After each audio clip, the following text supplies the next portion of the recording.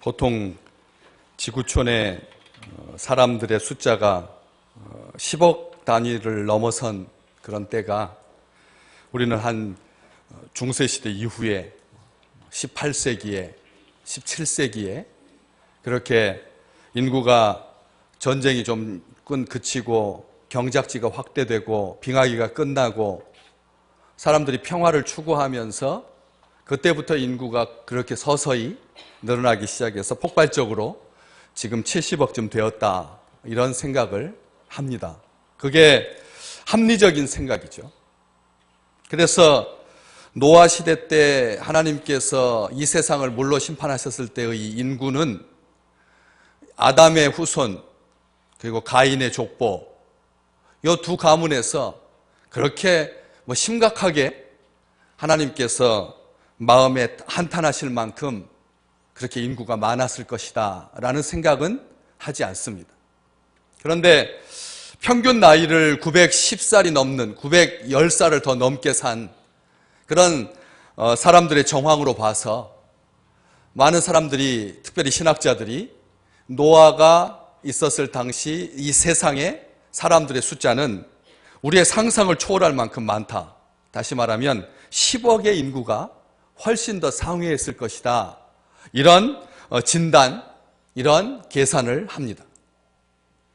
지금처럼 이산화탄소 그리고 프레온가스 등으로 인해서 우주에서 날아오는 유해 이 광선을 차단하지 못하고 사람들이 이렇게 너무 인구 밀도가 높아지면서 아웅다웅 하느라 사람들이 이렇게 밀집되어 있는 것 하고는 비교도 되지 않는 아주 안전한, 아주 따뜻한, 아주 건강한, 행복한 하나님께서 완전하게 창조하신 그런 인간들이었기 때문에 나이가 아주 많았을 때까지 100살이 넘어서도 또 세상을 떠나기까지 자녀들을 출산하면서 인구가 10억에 육박했을 것이다 라고 생각하는 것이죠.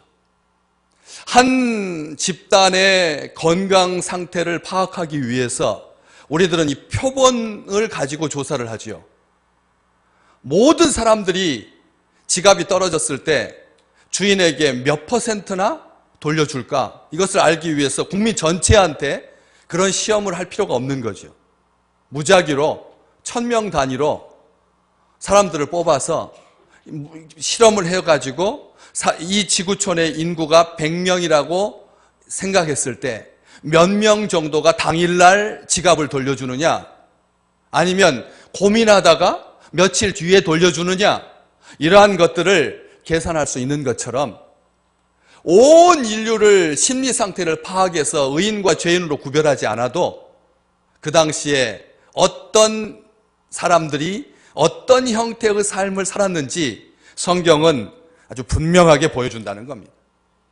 인구가 많기 때문에 범죄가 늘어나는 것이 아니라 인구가 적기 때문에 범죄가 작은 것이 아니라 일단 사람이 여호와를 떠나게 되면 죄의 영향력이 얼마나 큰지 오늘 본문 말씀 5절 말씀 노아가 살던 시대에 사람의 죄악이 세상에 가득했고 그 마음으로 생각하는 모든 계획이 항상 악했다. 모세는 이집트의 왕자로 교육받은 사람입니다. 이집트는 다른 어떤 민족보다도 수치 부분에서 이 숫자, 산수의 그런 부분에서 아주 탁월한 민족이었습니다. 아시겠지만 그 광활한 나일강이 주기적으로 범람하면서 자기의 땅의 평수를 확인하기 위해서 기하학이 발달할 수밖에 없었습니다. 그래서 아무리 홍수가 져도 기준점을 가지고 정확하게 자기의 소유지를 구별할 수 있었던 그런 민족이었습니다. 모세는 정확하게 그 시대를 이렇게 기록하고 있는 것입니다. 노아의 가문이 죄의 영향에서 완전하게 벗어나서 그래도 세상이 하나님 앞에 어느 정도는 착하게 살았다. 이렇게 써도 됩니다. 가인의 후예들이 놀라운 문화를 가지고 번성했다. 그렇지만 그 속의 일부는 아주 완악해서 죄가 조금 영향을 미쳤다. 이렇게 해도 문제가 되지 않는데, 과하다 싶을 만큼 세상이 죄악으로 가득했다. 마음으로 생각하는 것마다 모두 악이었다. 이렇게 말하고 있다는 것입니다. 죄는 실제이고, 죄는 능력이며, 죄는 인격이라는 것이죠.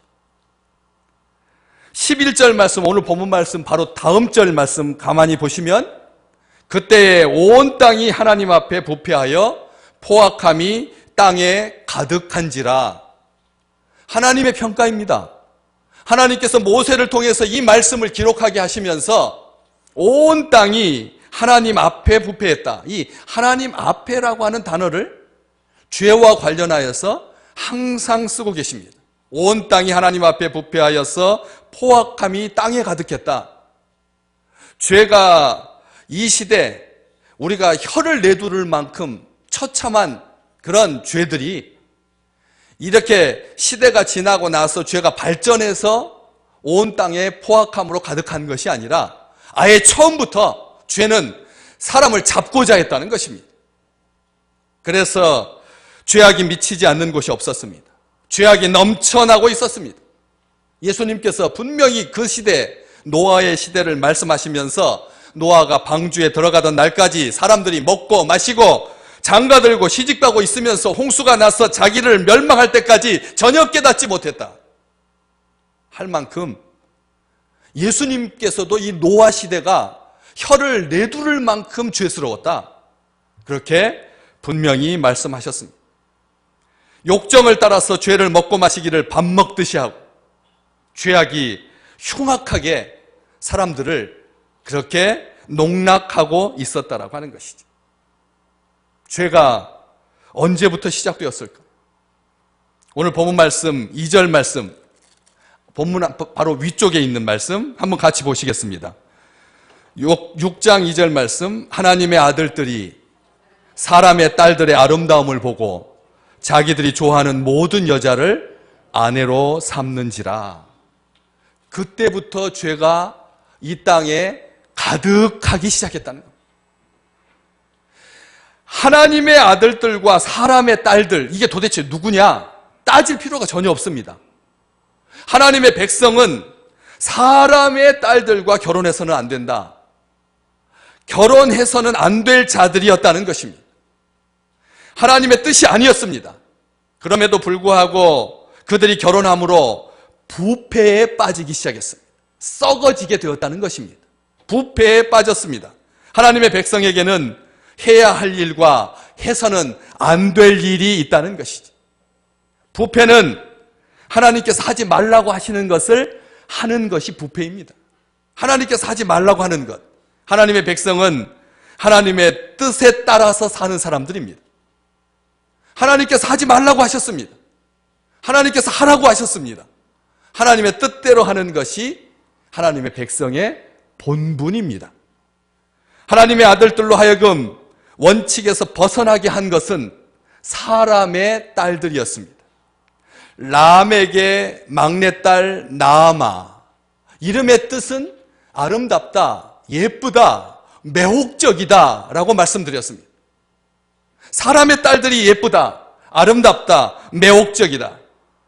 범죄의 시작은 그들과 자기 눈에 맞는 모든 여자들과 결혼하는 데서부터 시작된 것입니다. 에덴 동산에서 하나님께서 축복하시고 완전하게 지으신 아담과 하와가 범죄한 그 기록을 창세기 3장 6절은 이렇게 말하고 있죠. 그 나무를 본즉 먹음직도 하고 보암직도 하고 탐스럽게 할 만큼 지혜롭기도 한 그 나무인지라. 우리가 생각할 때 아담과 하와가 처음부터 선악을 알게 하는 나무의 열매를 주목한 게 아니었습니다. 무엇을 주목했느냐? 나무를 봤다는 것입니다. 우리가 생각하기에 눈에 보이는 것 얼른 딸랑 따먹어서 그렇게 범죄한 것이 아니라 명분은 나무를 본 것입니다. 그 나무를 본즉 먹음직도. 무슨 나무가 먹음직스럽습니까? 무슨 나무가 보암직합니까? 보암직한 나무도 있을 수는 있습니다. 그러나 이 세상에 열리는 열매 중에서 아름다운 열매를 맺는 나무들은 가만히 보면 볼품없습니다. 나무가 아름다워서 열매가 아름다운 게 아니죠. 열매가 보암직하고 탐스럽기도 하고 먹음직한 것이죠.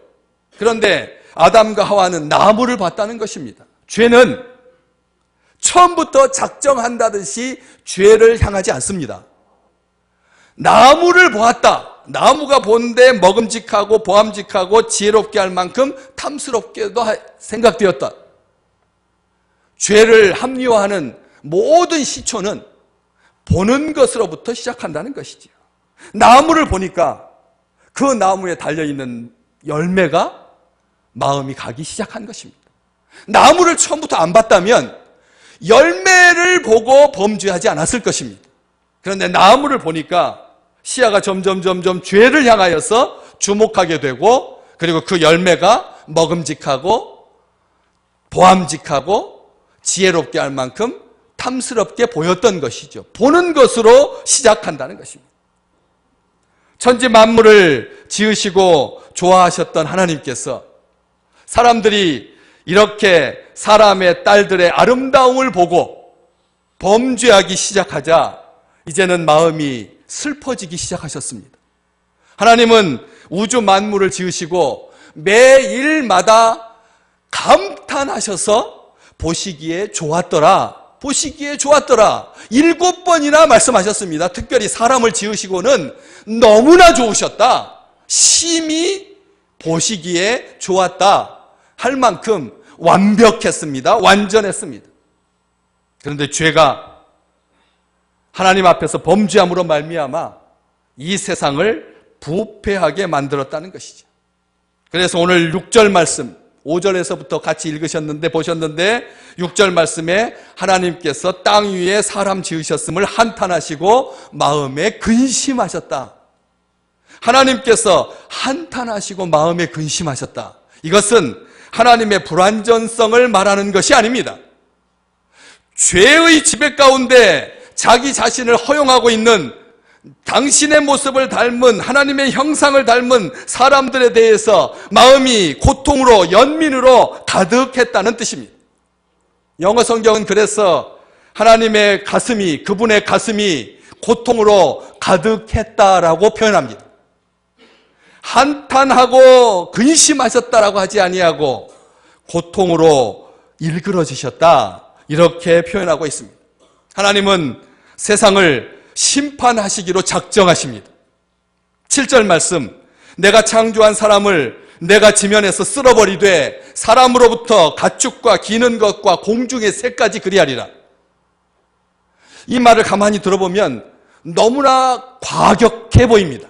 우리는 하나님은 사랑의 하나님이라고 생각하는데 이 말씀 때문에 구약의 하나님은 너무 잔인한, 아주 냉혹한, 아주 엄격한 공의를 빌미로 해서 사람의 목숨을 아주 함부로 다루시는 그런 하나님이라고 착각하기 쉽습니다. 왜냐하면 내가 지면에서 쓸어버린다라고 하는 이 표현 때문에 그렇습니다.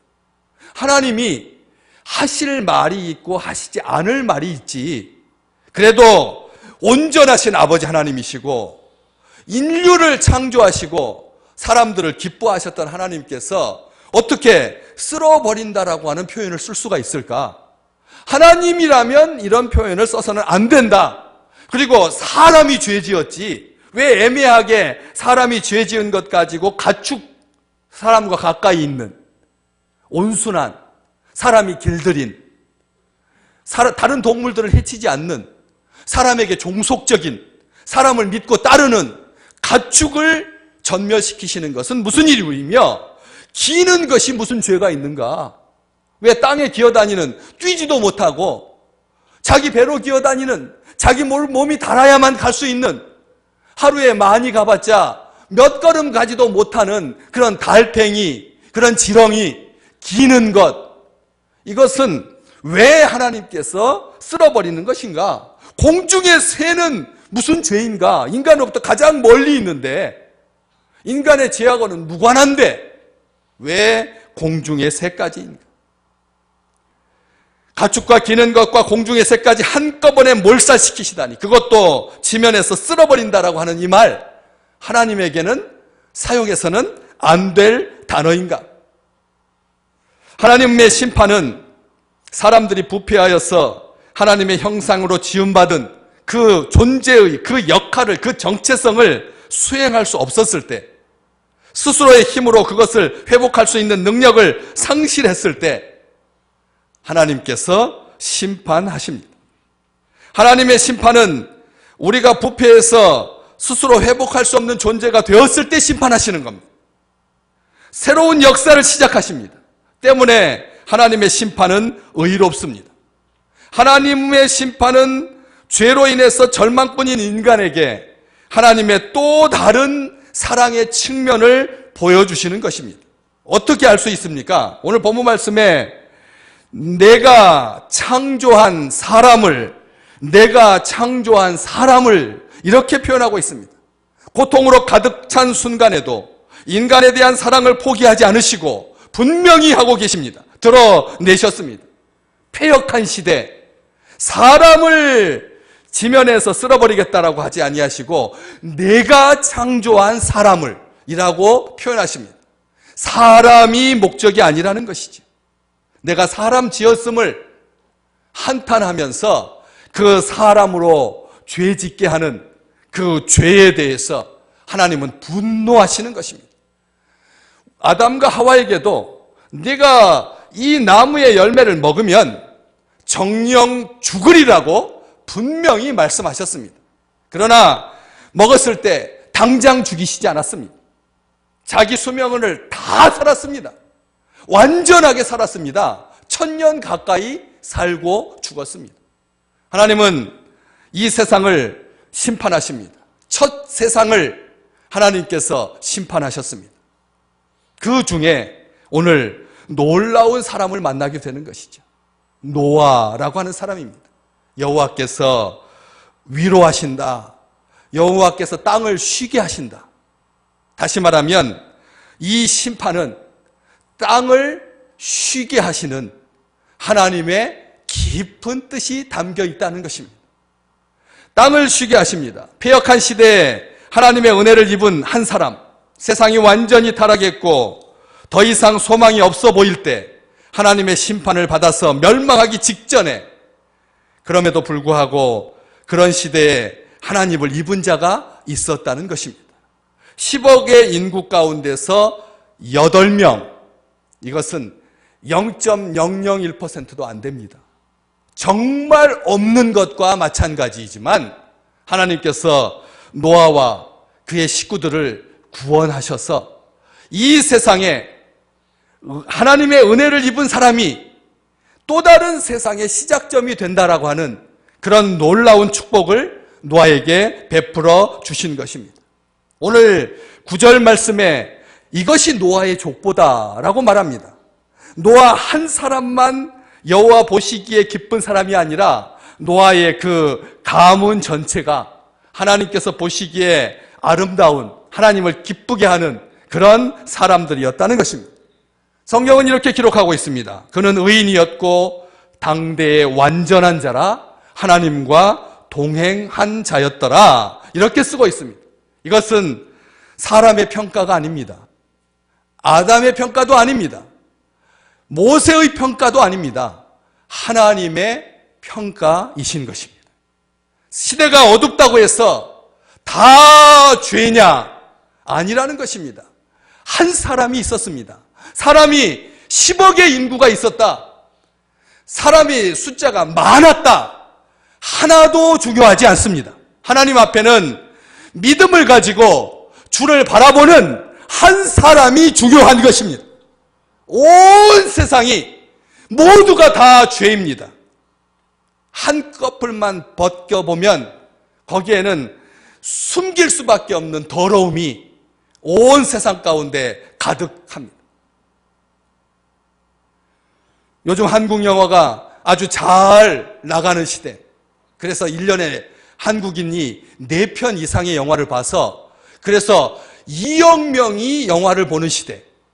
이 지구상에서 이렇게 영화를 좋아하는 민족이 있을까 싶을 만큼 보헤미안 랩소디, 제가 말씀드렸지만 영국 영화인데 영국 사람들보다 한국 사람들이 더 많이 봤으니까.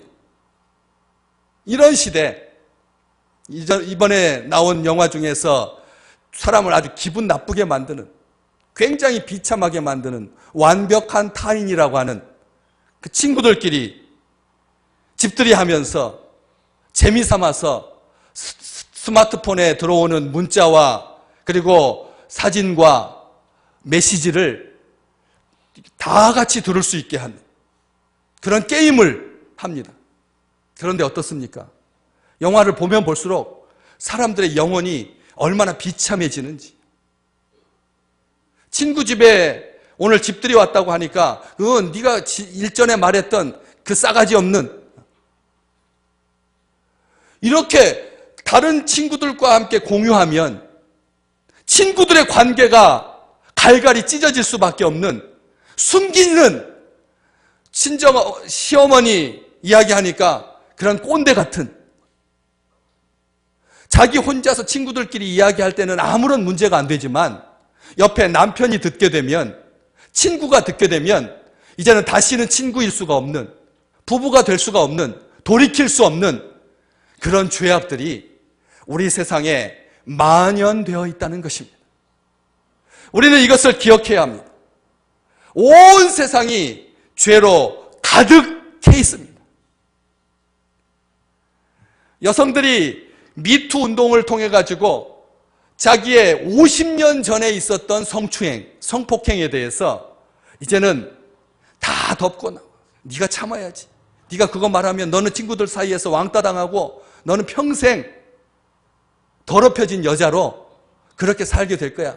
엄마가 말하지 못하게 하고 친구가 말하지 못하게 하고, 그래서 자기만 수치스러움 속에서 그렇게 마음속에 감추고 살아왔던 것들을 터뜨리면서 온통 난리가 났습니다. 스포츠계고 문학계고 예술계고 철학계고 교계고 할 것 없이 교회라고 하여서 안전한 곳이, 순결한 곳이 아니라고 하는 것을 우리 세대의 사람들이 다 같이 보고 있습니다.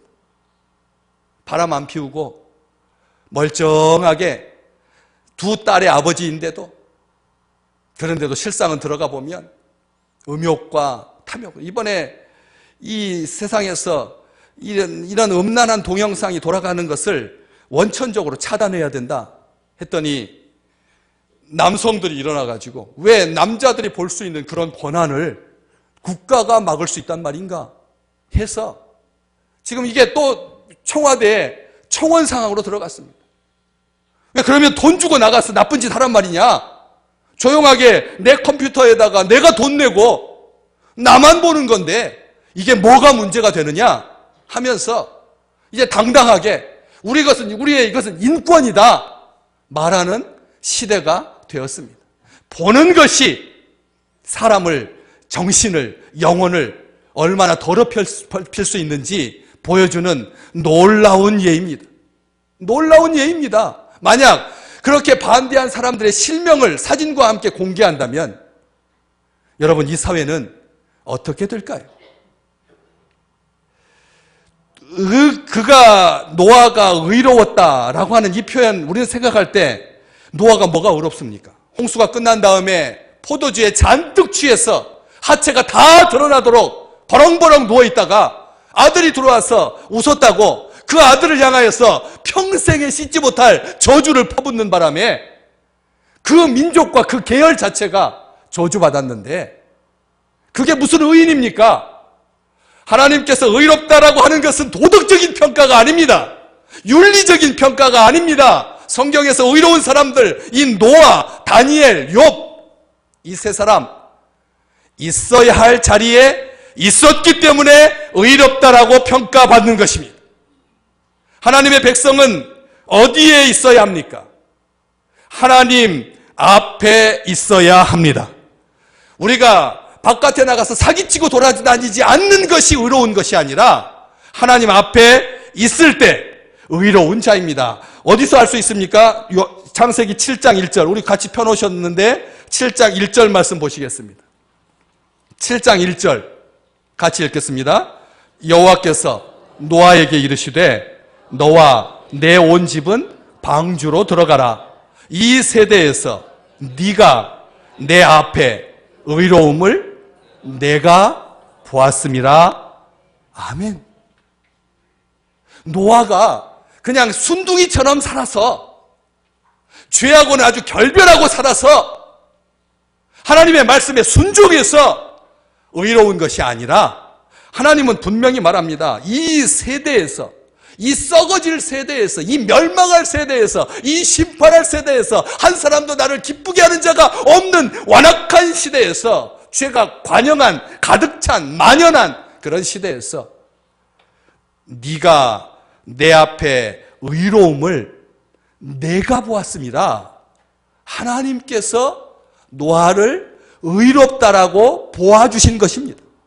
의롭다고 보아주신 것입니다.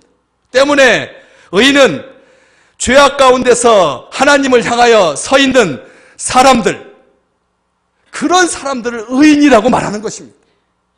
하나님께서 그들을 찾으십니다. 그들을 부르십니다. 그들을 사용하십니다. 의인이라고 하는 것은 하나님과 바른 관계의 사람을 말합니다. 노아는 오고 가며 하나님과 함께 했습니다. 하나님과 동행했습니다. 계속 같이 있었습니다. 하나님과 동행하는 가운데 한순간도 하나님의 은혜를 잊어버리지 않았습니다. 노아가 노아될 수 있었던 것은 전적으로 하나님의 은혜입니다. 그래서 오늘 8절 말씀에 노아는 여호와께 은혜를 입었더라, 이렇게 쓰고 있는 것입니다. 사랑하는 성도들이여, 무엇으로 살겠습니까? 우리는 무엇으로 삽니까? 하나님의 은혜로 사시기를 주님의 이름으로 축복합니다. 하나님의 은혜로 사는 자입니다. 의로워서 사는 것이 아니라 하나님의 은혜로 의인이고 하나님과 동행하고 하나님 앞에서 완전한 자입니다. 전적으로 하나님의 은혜입니다. 사도 바울은 에베소 교회에게 이렇게 편지했습니다. 너희는 그 은혜로 인하여 믿음으로 말미암아 구원을 받았나니, 하나님의 은혜로 말미암아 믿음 가운데서 구원받은 것입니다. 믿음으로 구원받습니다. 그런데 그 앞에 하나님의 은혜가 먼저 합니다. 하나님의 은혜가 먼저입니다. 우리의 믿음이 구원을 얻게 하는 것이 아니라 하나님의 은혜로 믿음 가운데서 구원받는 것이죠. 로마 교회에도 사도 바울은 분명하게 썼습니다. 로마서 3장 24절, 그리스도 예수 안에 있는 속량하심, 구속하심, 우리의 죄를 대속하심으로 말미암아 하나님의 은혜로 값없이 의롭다함을 얻었느니라. 믿음은 하나님의 은혜를 담는 그릇입니다. 노아가 하나님의 은혜를 입은 것은 하나님을 믿었기 때문에 그런 것입니다. 히브리서 기자는 이 노아가 믿음으로 아직 보이지 않는 경고하심을 받아서 경외함으로 방주를 준비해서 그 집을 구원하였다. 히브리서 11장 7절 말씀, 노아에 대해서 믿음 때문에 그가 하나님의 은혜를 입은 거다라고 말하고 있습니다. 믿음이 하나님의 은혜를 부릅니다. 진정 이 시대에 믿고 의지할 분은 하나님밖에 없습니다. 그래서 믿음으로 반응해서 여호와로 말미암아 은혜를 입은 것인데, 단순하게 이 창세기 6장 8절이 하나님의 은혜를 노아가 입었다라고 하는 이 수동성, 인간은 아무것도 할 게 없고 하나님께서 은혜를 입혀주셔야지만 인간은 구원받는다, 믿음으로 구원받는다, 은총 가운데 살 수 있다, 이렇게 수동적인 측면만을 강조하지 않는 것을 원어가 잘 담고 있습니다. 히브리어 원어를 그대로 번역한다면 하나님의 눈들 앞에서 은혜를 찾았더라. 노아가 하나님의 눈들 앞에서 하나님께서 7개의 눈을 가지고 온 세상을 찾고 계십니다. 누구를요? 내 마음에 합한 자가 누구인가? 나를 기쁘게 할 자가 누구인가? 예배자를 찾으시고 그 마음에 합한 자를 찾으시고 죄에게 핑계대고 죄에게 져서 그렇게 날마다 한탄하고 있는 그런 존재가 아니라 항상 죄를 향하여서 이것은 하나님의 뜻이 아니다 라고 거절하면서 하나님 앞에서 행하는 자, 노아를 찾고 계셨던 겁니다. 노아가 그 찾으심 앞에 은혜를 적극적으로 구했다는 것입니다. 끝까지 하나님과 동행하면서 남다른 구원의 은총을 누릴 수 있었던 그 노아는 단순하게 하나님의 은혜를 입은 자가 아니라 은혜를 찾고 찾았다는 것입니다. 그래서 세상의 다른 모든 사람들은 하나님의 은혜를 은혜로 받아들이지 않을 때에 노아만이 하나님의 은혜를 은혜로 받아들입니다. 은혜 앞에 반응합니다. 어디를 할 수 있습니까? 22절, 오늘 6장 22절 맨 끝절입니다. 7장 아까 1절 읽으셨는데 22절 보겠습니다. 같이 읽습니다. 노아가 그와 같이 하여 하나님이 자기에게 명하신 대로 다 준행하였더라.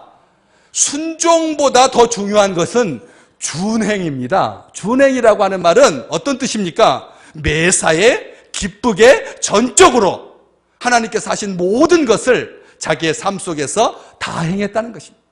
하나님께서 이쪽으로 누우라 하면 이쪽으로 눕고 저쪽으로 누우라 하면 저쪽으로 눕고 멈추라고 하면 멈추고 뛰라고 하면 뛰고 모든 것을 준행합니다.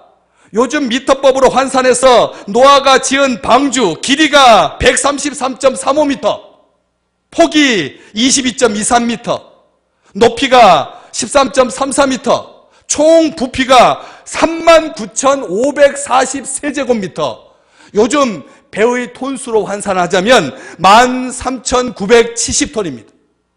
14,000톤에 육박하는 어마어마한 방주를 100년이 넘는 동안 산 정상에다가 하나님께서 명하신 그 배를 짓습니다. 우리가 육지에서 연안 한국의 섬들이 많아서 그렇게 배를 띄워서 쾌속선을 띄워서 다니는데 보통 1,000톤, 3,000톤, 5,000톤 정도입니다. 14,000톤.